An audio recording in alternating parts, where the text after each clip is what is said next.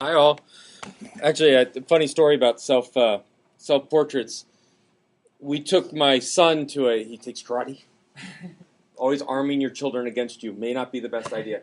But we took him to a sort of stranger danger class at the dojo, and one of the things was, what does a stranger look like? The idea being that you say, oh, they could be anyone, and so they say, oh, and what do they look like? Oh, big heads. Oh, what else? Big nose. Big nose. What else? Big mouth. Big mouth. What else? Lots of hair.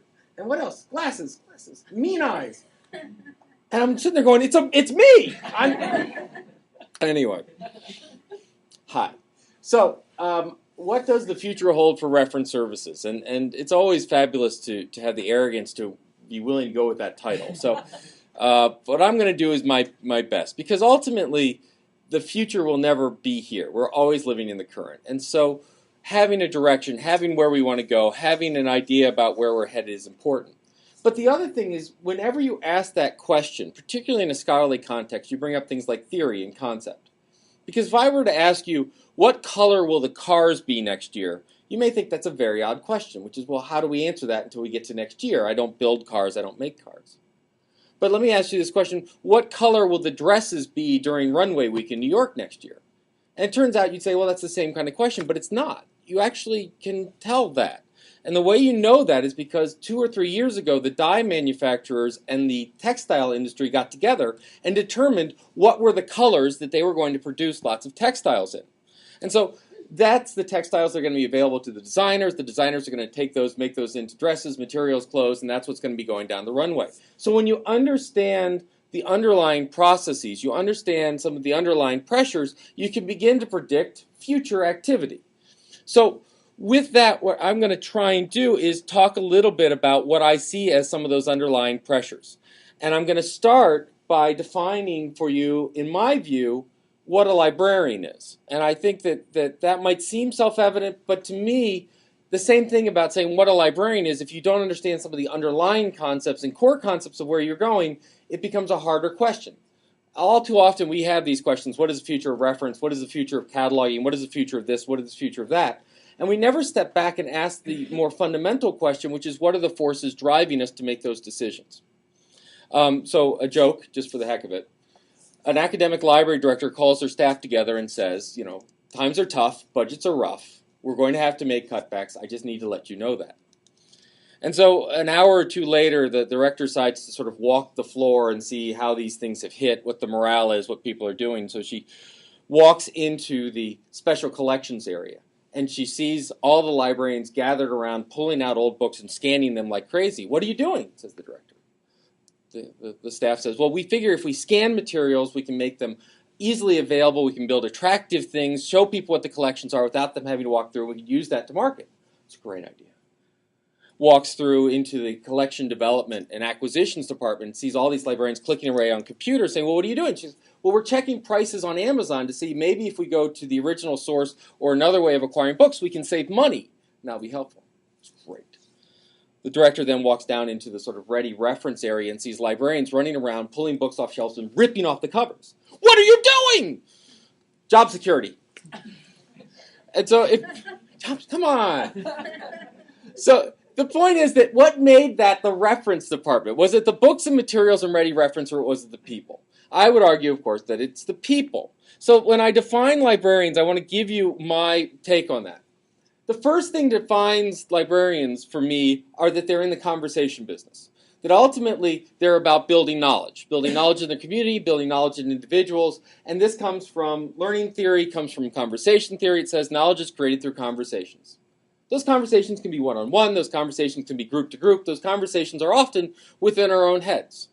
Yes, us talking to ourselves, and here's my public reference librarian going, oh yeah, I've seen those conversations. But when you're reading a book, you're not talking to the book. And you're certainly not talking to the author. You're talking to yourself. What do I take from this? What do I mean from this? What's the impact of this? And I don't just mean technicals and textbooks. Catcher in the Rye and fiction. All these things raise questions about who I am, what do I believe. So the first thing that for me defines a librarian is the business that we're in, which is the conversation business. The second thing that I use to define what a librarian is is what we do in that knowledge building process. What is the role of a librarian in knowledge building? Because many people can say they're in that business. Teachers in classroom settings can say that. Parents, I hope, are in that business. Lots of people are in that business. But the way in which we facilitate those conversations, the role we play, is very important. So what are those roles? Well, if we're talking about conversation, the first role librarians have is access, getting people to that conversation. Right? So if you want to know what's going on in the physics community, turns out most of that's online because by the time it hits a journal, it's really archival material. So you need to be able to get the computer access, you need to be able to get to the journal, you need to be able to get to the book, access. I should also point out, however, that access is a two-way street, that we're not just getting you to other people's conversations, we're also getting other people to your conversations.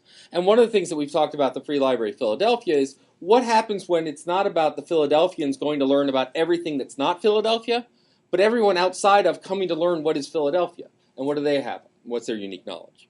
So access is the first means of facilitation. The second is baseline knowledge, which is it's great to say that it's online, but if you don't have basic computer literacy skill, or it's great to say it's in a database, but if you don't know how to search, you don't know how to get there. It's great to say it's a conversation, but it's in Spanish and you don't speak it. How can we provide that baseline knowledge? The third is a safe environment to do that in, because if I don't feel safe, I'm not going to contribute. And safety is not just physical safety, but is intellectual safety. If I'm in an environment where I think people are chasing down logs and going to watch over my shoulders and such, I'm not going to be able to really build and expand that knowledge base. And the last one's motivation. And motivation is one that libraries and librarians have typical problems with, which is we sort of assume an intrinsic motivation. If they had the courage to come up to the reference desk, then we're halfway there. But we all know situations where that's not true. Go to ask the reference librarian this question. Go do this. Go to the library and do this assignment. And we need to understand what is it that we can do in terms of motivation.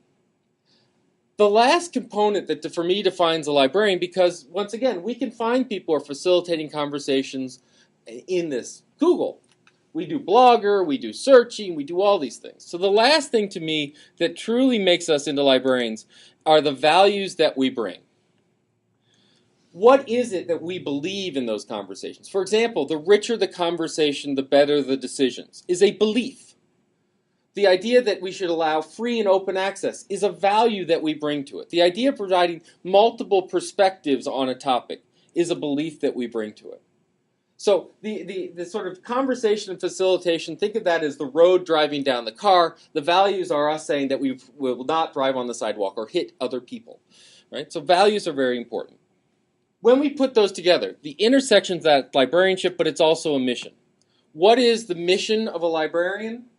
This is mine. The mission of a librarian is to improve society through facilitating knowledge creation in their communities. And there are lots of parts to that.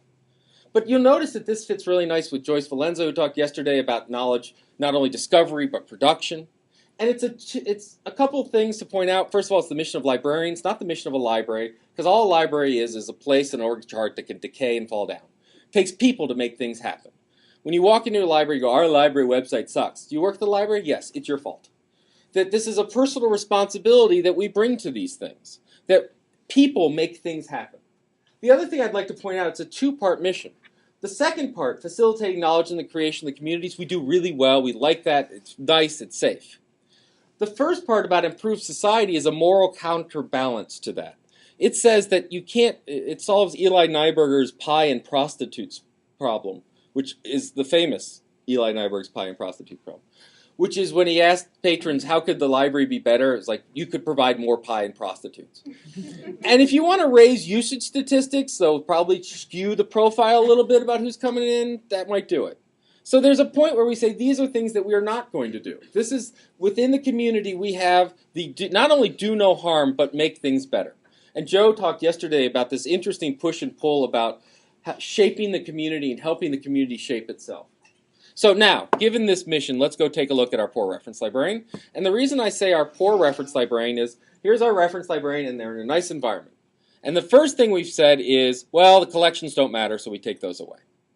Right? Because the truth is that what you have on your shelves is irrelevant. You have the entire internet to bring to it. You can bring all these other resources to it. So that's not uniquely referenced. There's no such thing as a reference collection anymore because everything's full text accessible. Google handles a lot of that stuff. Stick with me for a minute. The next thing we know is that the notion of word reference is horrible, so we need to take that away too. Because it's overloaded, what are we referring people to? Isn't this about questions and answers? Is it a book and material? Is it people talking? And then, of course, what we've just heard is we need to take the desk away. So here we've left the librarian sort of standing out in the field going, go do reference. And no wonder there's a huge amount of insecurity and questions about where do we go. But my argument is that is actually reference, and that's always been the most important reference. And I want to just walk you through why I think that. So if you look at what is the role of the reference librarian in this environment, in standing there without a desk before them, without materials around them, and you say, what is ultimately your task? The task is, we go back to the mission, facilitating conversations. So those conversations may be among teens looking for after-school activities or things to do. Those tasks may be among the business community, wondering how they start up a new business or entrepreneurship. It may be among students wondering what college to take and will I ever be able to pay off these loans. It may be families. We have a really great example with mothers clubs, moms clubs who come together and say, how can we find activities? How can we find good health information? How can we find all good parenting information to come about? And throughout all of this, the reference librarian needs to be embedded in these tasks, not waiting for questions from, but truly understanding the environment that these people are in and understanding the task they want to solve.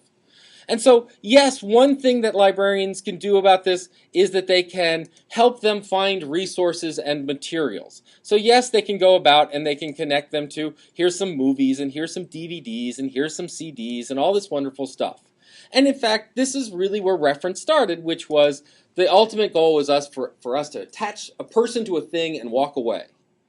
But that's still there. But what's much more interesting is looking now in this true social context, which is people discovering and building information through conversations. We can start talking about connecting people to people and looking across these conversations. So in an academic setting, right now the big thing is interdisciplinary communication. What unit on an academic campus is better situated to find out where the intersections of different topics and people and questions and resources are? And we're building questions and answers together. Now, the other thing I'd like you to note about this is that the librarian facilitating and being part of this is not just nice foo-foo words. And this is where I want to be really clear. It'd be nice to say, oh, librarians facilitate conversations. Yay! And oh, they need to be part of conversations. Yay! Right? But what does that mean? Right? Where are the damn standards? Where can we put the worksheet behind this? How can we turn this into a curriculum? And what I'm very interested in is how do we turn this into tools to do our job better? And so there is more to this than simply saying go talk to people. We have to talk about how to plan, how do we identify those conversations, how do we identify regularities in those conversations. One of the questions going, if you're working with a lawyer, to understand what that lawyer has to do, the whole process, not just when they stop to ask you a question, but truly understand the law. To map those conversations within a community to find out in central Philadelphia, what are the major concerns going on? What's the big topics? How can we understand those? Not by asking them, how can the library be helpful to you? But saying, what are you talking about? And from what you talk about, we can then begin to align our resources to it. It's the same thing as curriculum mapping in K-12, and which we should do in higher education as well. When an engineering student walks in, we should understand what they have to do to graduate at some point to answer that one reference question. I'm guessing that had something to do with the curricular side, but I could be wrong. Okay. The other thing is that this is, for those nerds among us, if you look at that, that's a topology. A topology means that it's a set of items that are interrelated and the relations between them. So in maps, it's the idea of how different spaces are connected through altitude, or maps, roads, and places. And what's interesting is this graph I just brought up is actually a topology that's talked about in PageRank, Google's famous PageRank, which is Google's big advance over Alta Vista and its competitors at the time was to realize that they weren't dealing with a corpus of documents, of blocks of text lying in space. They were dealing with a map. They were dealing with a topology where things were connected to other things. And that it turns out that those connections are a remarkably good crutch to lean on for things like relevance. Popularity turns out, for a lot of stuff, to be pretty close to relevance. Not all things, but for many. And if we took a look at this topology for pages, imagine what happens if we looked at this topology of questions, answers, resources, peoples, and conversation. Because we can, in fact, build a like topology around concepts like question topologies and reference topologies in a system that we loosely refer to as reference weighting. That we can take this idea, hopefully, here we go, and we can say, well, here are sites out on the net, and this is how different reference interactions refer to those sites. So what does that give us? Well, not only does it give us the famous popularity thing, here are the sites that librarians like, and if librarians are credible agents, we can kind of assume that they're pointing to credible sites, but we have an amazing amount of context around that, because what we as librarians do very well is not identify good information and bad information. What we do very well is to identify good information and bad information for a given question, for a given context, for a given need. And so by taking the whole reference transactions, the questions, the understanding, the text, the pictures, the links, together, we can understand when these are good sites in what context. Simply imagine going through the archives of your virtual reference, pulling all the URLs out, and coming up with a weighted list. Now imagine attaching to that weighted list of URLs the different keywords and resources that went along with it. And now imagine that in a very rich taxonomy, and pardon me while I geek out, but RDF schemas that we can navigate and we can use in contextual web designs and semantic web applications, life gets cool. Because now we have this really squishy thing called conversations that we can bend and apply great little things like formulas to and different algorithms to sort through that information. And you go, but Dave, why bother? Don't hurt me, right? Why is it worth looking at reference like that? Because you can get things like reference suggestions. Imagine this system being online, so as you're answering a patron or a member's questions, automatically bubbles up. Here's some sites that may, I'm looking at the words you're typing, I'm looking at the words other people typed, and this is the resources they ended up. And it starts prompting you with, how about this one? How about that one? And in a cycle, so as you're looking at them and you're going, no, none of these were right, I need to add one. Fine, you add one, and that goes back in the system, so the next time someone's typing, those resources begin to pop up and populate. So that every time you're answering a reference question, you're making the system smarter, which is not replacing you, but making you smarter and better able to answer those questions. If we stop at the references, conversations, and references nice and talking to people and don't move to this level, we miss the ability to improve our practice even better. So at the core of that is conversations, at the core of that is intermediation, at the core of that is reference, at the core of that is human communications. But human communications that we then take to the next step of joining with partners in technology, joining with partners in tool building, because ultimately that's what librarians are as well. We build tools. Those tools can be pathfinders, they can be schemas, they can be MARC, standard, whatever it is. But now taking and looking at the actual text and such, we can do this. And this isn't going to happen from doing Library of Congress classification schemas on questions. It's going to happen from looking at the actual use and the actual data. So, looking through this, what we ultimately begin to do in this world is, why are we doing this? What is the sort of final question, right? So we've got the conversations going, we've got the connections, we've got tools coming into it, but what we now really need to understand is that that is not the complete process. There's a final step that libraries have often abdicated their responsibility for, but is central to them, and it's happening in our libraries regardless of us, and that is an act of creation. That ultimately, all of these things are happening so these people can collaborate and create something. Create a tool, yes, but create an identity, create a community, create law, create art, create materials that we can be part of a grand conversations of our communities and our societies, and how they interact, in really looking at how do we create things in this world. How do we not look at creation as some sort of act of lone genius alone in your shower, but understand that it truly is a gestalt of all the conversations and information and feedback that you get? To truly look at this as saying, this is what we can do. And why? Because ultimately, as a reference librarian, when we look at the future and we come back to our mission, as reference librarians, yes, we need to serve our organizations. We need to serve our communities. We need to be there to lend the helping hand and meet their needs. But we must also understand that we must lead in that. That at times, our community, to improve it, we must point our community in the right direction. Yes, listen to our community, but when they bring up the pie and prostitute suggestion, go, we could go this way too. We'll keep with the pie. We already have the coffee houses. The prostitution, not so much. Right? But we must talk about social responsibility, advocacy. We must talk about privacy. Google Buzz. What a brilliant time to be a librarian and walk in and go, do you see what Google did? This is why it matters. And the way that happens is not to walk into a library and have them completely erase all of your identity so that we never talk about privacy, because it's so important that we never talk about it, but to bring it up front and center. We did, several of us came to a conclusion a while ago writing about how schools are a horrible place to teach credibility, because in our K-12 schools we filter out anything that's potentially bad so you never have negative examples to show. Right? Because who wants to be the first parent to stand up in a parent-teacher meeting going, I'd like more crap in the school? All right? Well, the same thing that we do in libraries with privacy. We don't keep your records. No, we won't let you log in. No, we don't do all this. Because privacy is so important that we're not going to give you a choice. And not understanding the trade-offs of that. So we must lead and think smart about these things. We must innovate, because ultimately the purpose of these conversations are learning and knowledge development.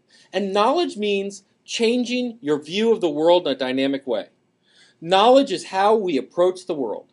And whether we change people's view of the world in little itty-bitty increments like Britney Spears was born on this date, or whether, as I'm sure most of you have, some massive experience where you change the world, go, I never thought I could get a degree in that. I never thought I could go back to school. I never thought I could get this job. I never thought I could leave that abusive relationship. I never thought. We can change the world radically. And that means that we're in the innovation business. And we don't wait for a committee in a time slot. We've got to do it with everything we do. But ultimately, this act of creation allows us to finally bridge the artificial gap between question and answer. Because Question Point early on tried to have, this is the question, this is the answer, and they found that the first response from a librarian is often another question. So it said, what's a question, what's an answer? It doesn't matter. It's a conversation going back and forth with exchanges. The distinction between collection and service blows up. Well, this is collection development. Really? Why are you developing a collection? To help people learn. Really? We're doing that in reference to? Maybe we're actually the same thing. Between public service and technical service, between stewardship and activism. That somehow librarians, because they need to be neutral, which comes from the same root as the word neuter, that we have to sit back and not have any sort of voice or value in a conversation is not true. We need to be intellectually honest, but we do have a perspective. We do have a philosophy, and we need to bring it front and center. To fulfill our missions as librarians, we need to join our communities, not only in acts of knowledge, discovery, and access, but in creation. That we must see our role as helping to create information. For too long, librarians have seen our highest aim to stand and be ready to serve. But to offer that hand of assistance to those who reach out. But that's not enough. The world is not changed by those who stand ready, but by those who act, who shape, who reach not when asked, but when necessary. The ultimate future for reference service, then, is a dedicated core of innovators shaping communities hand in hand with their members. So what I want to just sort of walk you through again is when we talk about the future of reference, we need to have a larger perspective. We need to look at what's underneath that, which I argue is learning, conversations, and values. That once we do that, we begin to understand what the role of tools are, like the desk, like the collection, like all of these things, like the physical facility is a tool to an ultimate goal of knowledge creation. That the role that librarians play in that is a facilitating role, and that the ultimate expression of that role is creation. Whether it's creation of an idea, creation of an understanding of the world, creation of a tool, creation of a resource, ultimately creation of identity. That's our ultimate aim and our ultimate goal. And we must be proactive in that and not simply wait to be asked. Thank you very much.